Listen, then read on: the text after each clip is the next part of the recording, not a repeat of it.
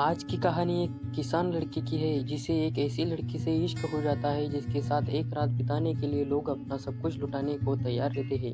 एक दिन वह किसान लड़का उस लड़की को अपने साथ घर ले आता है। इसके बाद दोनों मिलकर क्या क्या करते हैं ये हम इस वीडियो में देखने वाले हैं। कहानी की शुरुआत साल 1850 में कैलिफोर्निया के एक छोटे से शहर में शुरू होती है। यहाँ एंजल नाम की एक बहुत ही खूबसूरत लड़की रहती है, लेकिन वह एक ऐसी लड़की है जिसके साथ रात बिताने के लिए लोगों को लॉटरी के जरिए चुना जाता है। जिसका नंबर निकलता है वह खुद को बहुत खुशनसीब समझता है।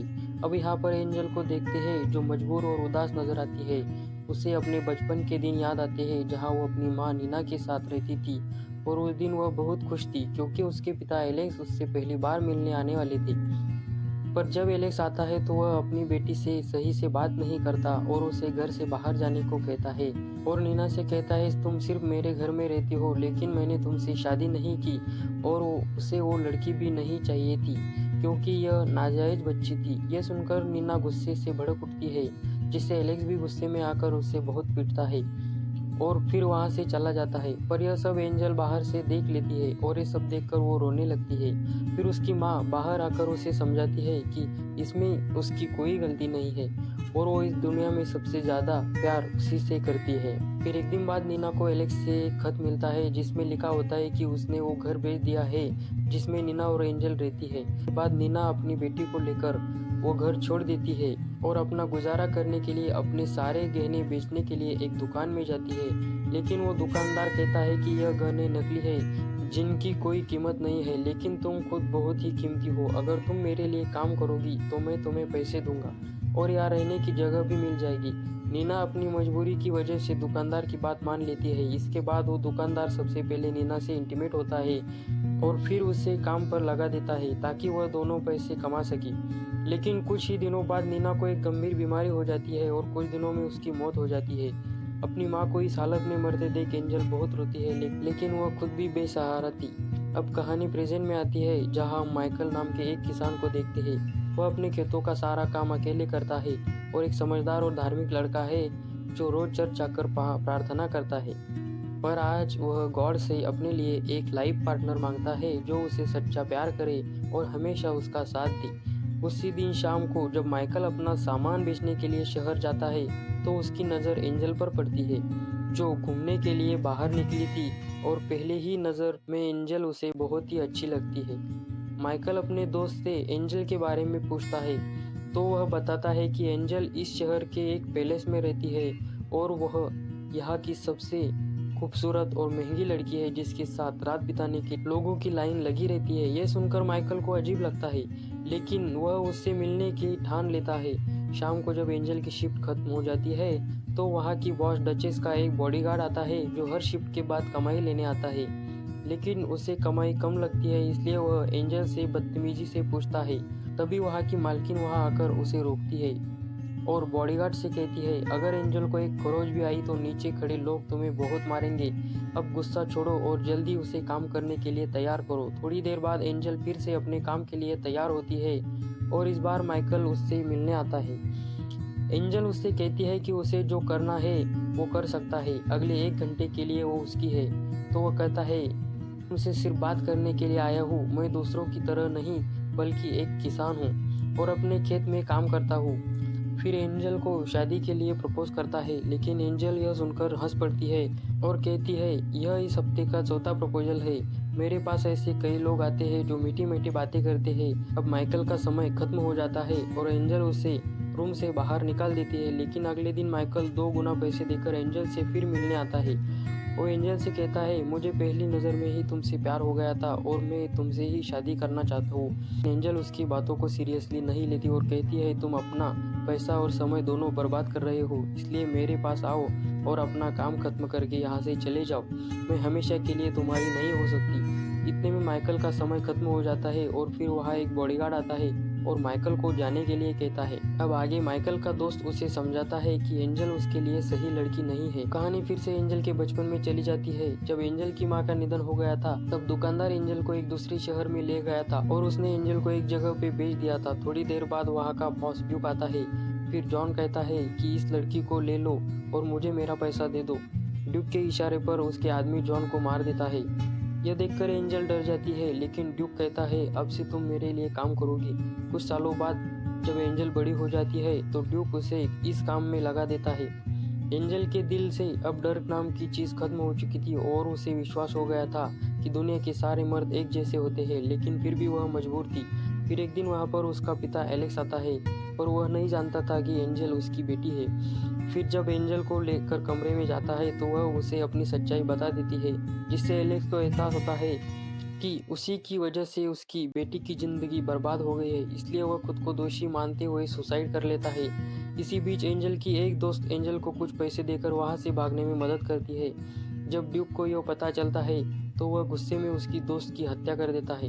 एंजल को एक शिप पर बैठते हुए दिखाया जाता है, जिससे वह शहर से दूर जा रही होती है। शिप में कुछ और लड़कियां भी होती है जो उससे बातें करती है, लेकिन जब एंजल दूसरी शहर रॉकीज में पहुंचती है तो वो लड़कियां उसे पीट कर बेहोश कर देती है और उसके पैसे चुरा लेती है। इसके बाद डचेस नाम की एक औरत ने उसे बचाया और अपने पैलेस में लाकर उसे धंधे पर लगा दिया था। उसकी दोस्त के पूछने पर वह जवाब देती है कि माइकल के बारे में सोचते सोचते कमजोर हो गई है। अब उसने तय कर लिया है कि वह यह काम छोड़ देगी।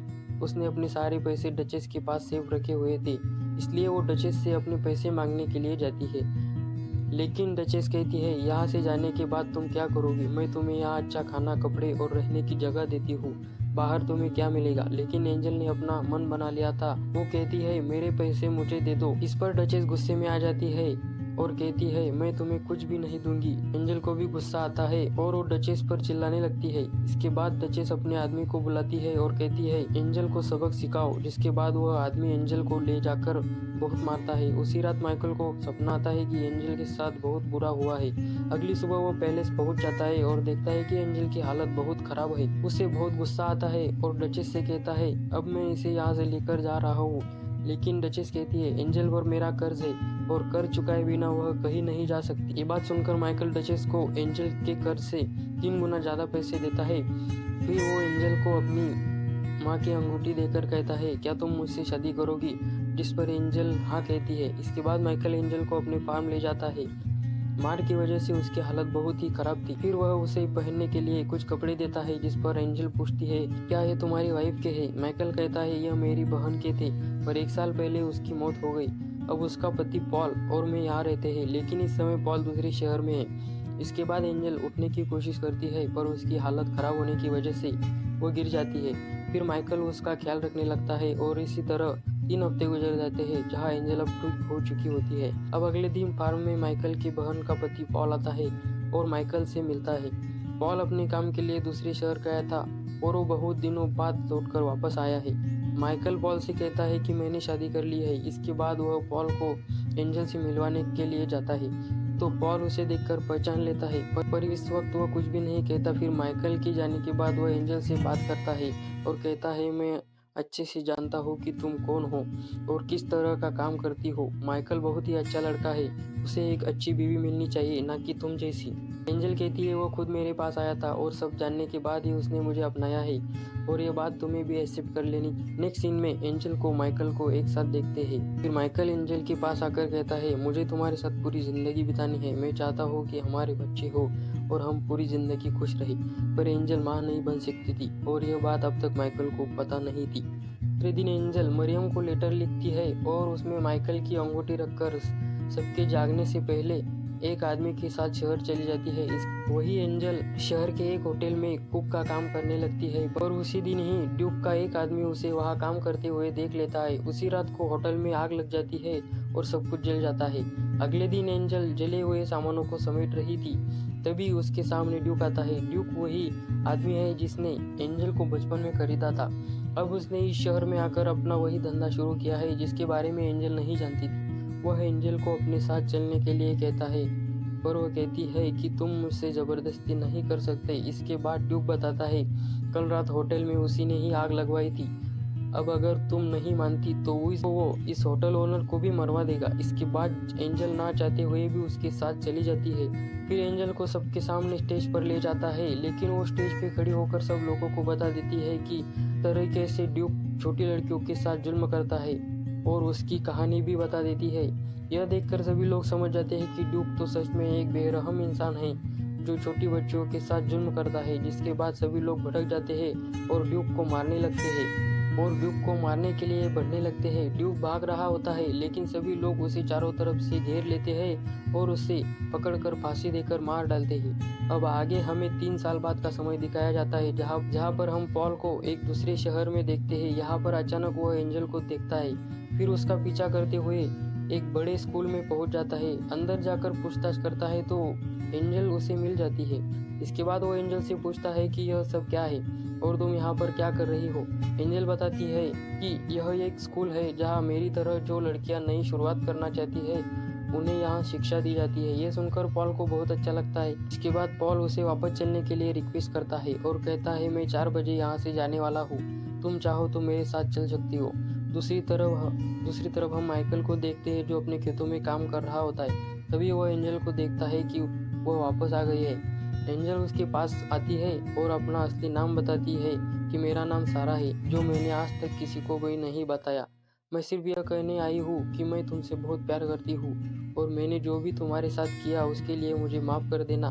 मेरी वजह से तुम्हें बहुत तकलीफ हुई है।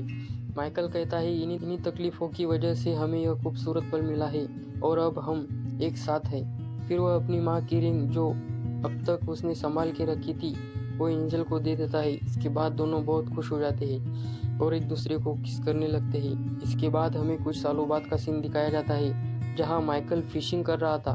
तभी वहाँ एंजल आ जाती है और हम देखते हैं कि एंजल प्रेग्नेंट है और उनका एक छोटा सा बेटा भी है, यानी कि एंजल अब ठीक हो गए है। और इसी के साथ यह कहानी यहीं पर ख़त्म हो जाती है।